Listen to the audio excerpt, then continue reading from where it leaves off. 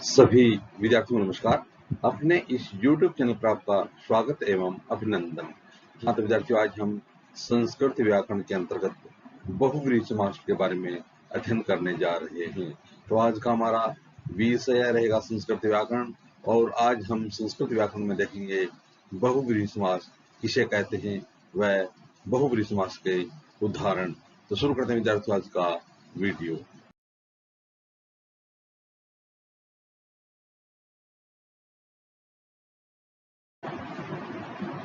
हाँ तो विद्यार्थियों, आज हम संस्कृत व्याकरण के अंतर्गत बहुव्रीहि समास के बारे में अध्ययन करने जा रहे हैं। तो सबसे पहले हम देखेंगे बहुव्रीहि समास किसे कहते हैं। तो देखिए विद्यार्थियों, अन्य पदार्थ प्रधान है बहुव्रीहि, अन्य पदार्थ प्रधान है, अन्य पदार्थ की जहां पर प्रधानता होती है वहां पर बहुव्रीहि समास होता है।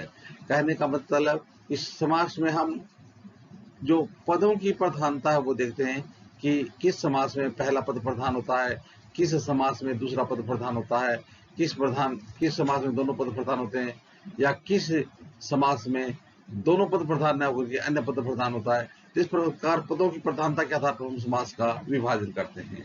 तो देखिए बहुव्रीहि समास क्या है। बहुव्रीहि समास में पूर्व पद तथा उत्तर पदों की प्रधानता न होकर किसी अन्य पद की प्रधानता होती है। तो बहुव्रीहि समास में न तो पहला पद प्रधान होता है और न ही जो उत्तर पद होता है वो प्रधान होता है, बल्कि इससे बनने वाला जो तीसरा पद होता है वो तीसरा पद प्रधान होता है।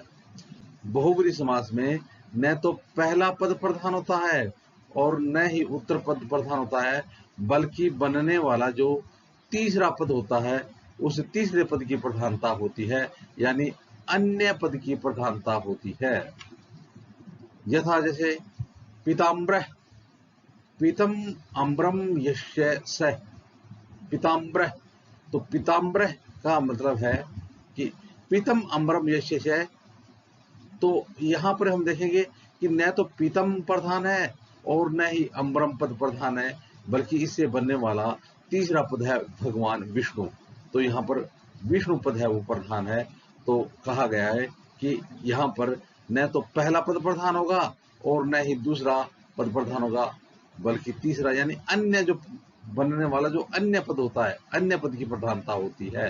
तो यहाँ पर पीताम्बर का अर्थ होगा विष्णु। तो इस प्रकार से जहां पर न तो पहला पद प्रधान हो न ही दूसरा पद प्रधान हो, बल्कि अन्य पद प्रधान होता है, वहां पर बहुव्रीहि समास होता है। तो पीताम्बर, पीताम्बरम यस्य स, यानी जिसके जिसके जिसका जिसकी इस अर्थ में जो समास विग्रह होता है वो बहुव्रीहि समास में होता है। तो यहाँ पर पीताम्बर का अर्थ होता है विष्णु, भगवान विष्णु। तो इस प्रकार से यहाँ पर भगवान विष्णु पद की प्रधानता होने के कारण बहुव्रीहि समास है। हाँ तो विद्यार्थियों, अब देखते हैं नीलकंठ है, नीलकंठ है। यहाँ पर दो पद है, पहला है नीला है, कंठ है, यानी नीला है कंठ है। तो न तो नीला प्रधान है यहाँ पर और न ही कंठ प्रधान है, बल्कि यस्य से, जिसका है नीला कंठ है, यस्य से नीला कंठ है जिसका, वो कौन है, भगवान शिव। तो इस प्रकार से यहाँ पर नीलकंठ है का अर्थ क्या हुआ, शिव हुआ। और शिव अन्य पद है, यहाँ पर न तो पहला पद है और न ही उत्तर पद है, बल्कि अन्य पद है। तो इस प्रकार से नीलकंठ है का अर्थ होगा भगवान शिव। तो इस प्रकार से यहाँ पर नीलकंठ पद में बहुव्रीहि समास होगा। इसी प्रकार से 10 आनन है। तो 10 आननानि यस्य से, 10 आनन, आननम मुख। तो 10 मुख हैं जिसके, कौन, रावण। तो देखिए 10 आनन है, 10 आननानि यस्य से। तो यहाँ पर न तो 10 की प्रधानता है न आननानि की प्रधानता है, या यहाँ पर बनने वाला तीसरा पद है यानी रावण के लिए आया है। तो यहाँ पर रावण पद प्रधान होने के कारण यहाँ पर बहुव्रीहि समास होगा। 10 आनन है, किसके 10 आनन है किसके लिए आया है, रावण के लिए आया है। तो यहाँ पर बहुव्रीहि समास होगा। इसी प्रकार से चतुर्मुख है, चत्वारि मुखानि यस्य से, जिसके 4 मुख हैं, कौन, भगवान ब्रह्मा, भगवान ब्रह्मा। तो इस प्रकार से चतुर्मुख है का अर्थ होता है भगवान ब्रह्मा, तो इस प्रकार से चत्वारि मुखानि यस्य स यहाँ पर भी बहुव्रीहि समास होगा, क्योंकि न तो यहाँ पर चत्वारि प्रधान है और न ही मुखानि प्रधान है, यहाँ पर चतुर्मुख है। इसका जो अर्थ निकल रहा है वो है भगवान ब्रह्मा, तो इसलिए यहाँ पर बहुव्रीहि समास होगा।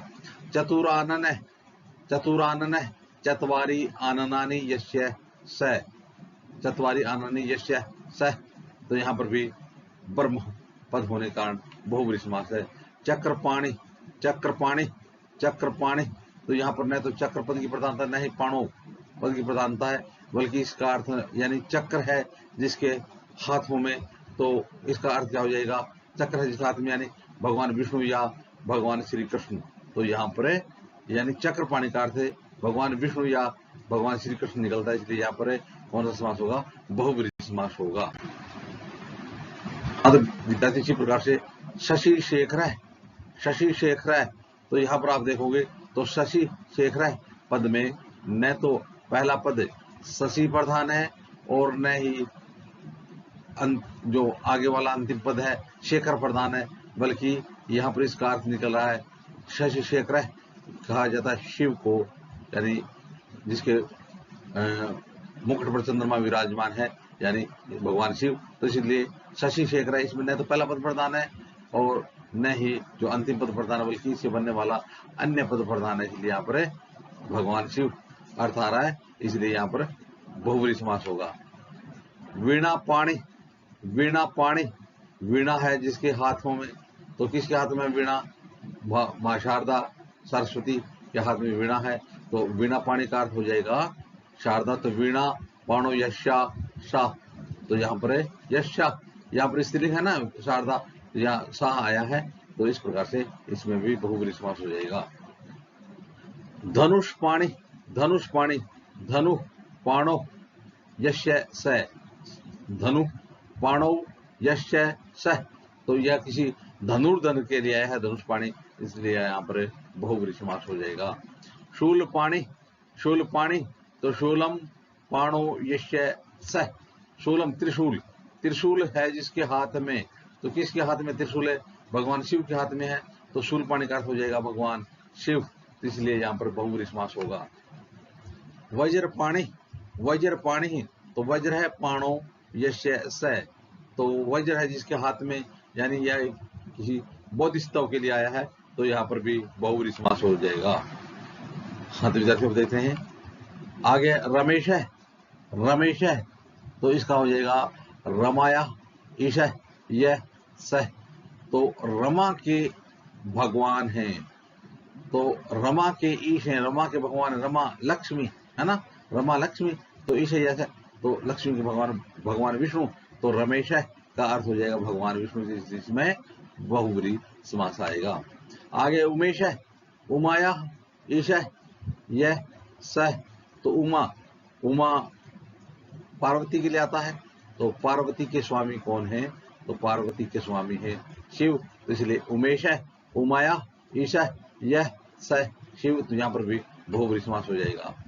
गणेश है, तो गणानाम ईशा यह स, तो जनानाम ईशा लोगों के भगवान हैं, तो भगवान गणेश, तो गणानाम ईशा यह स, तो गणानाम ईशा लोगों के स्वामी, तो इस प्रकार से यहाँ इसमें बहुव्रीहि समास हो जाएगा।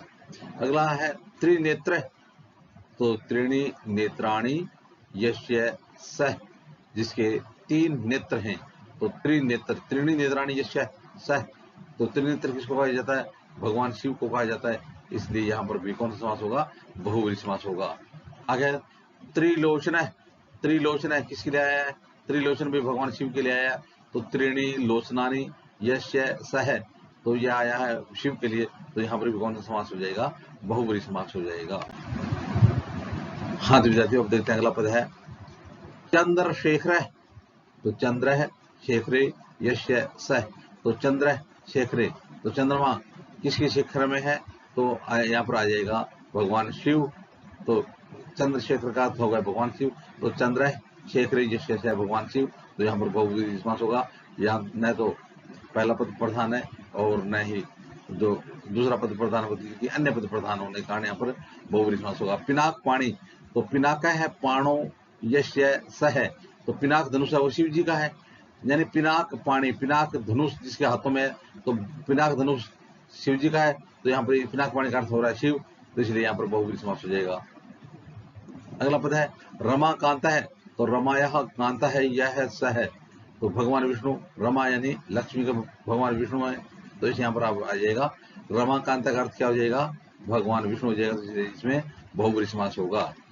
उमा कांता है, उमाया कांता है, यह स है, उमा, तो उमा पार्वती, तो पार्वती के स्वामी या पार्वती के पति कौन है, भगवान शिव, तो उमायः कांता है, यह स शिव के लिए आया है, इसलिए उमा कांता है, इसमें भी कौन सा समास हो जाएगा, बहुव्रीहि समास हो जाएगा। इस प्रकार से विद्यार्थियों आज हमने बहुव्रीहि समास के बारे में देखा। आगे आने वाली वीडियो में इस प्रकार से हम संस्कृत व्याकरण देखते रहेंगे। आप भी अपने इस यूट्यूब चैनल के साथ बने रहिए। वीडियो देखने के लिए धन्यवाद।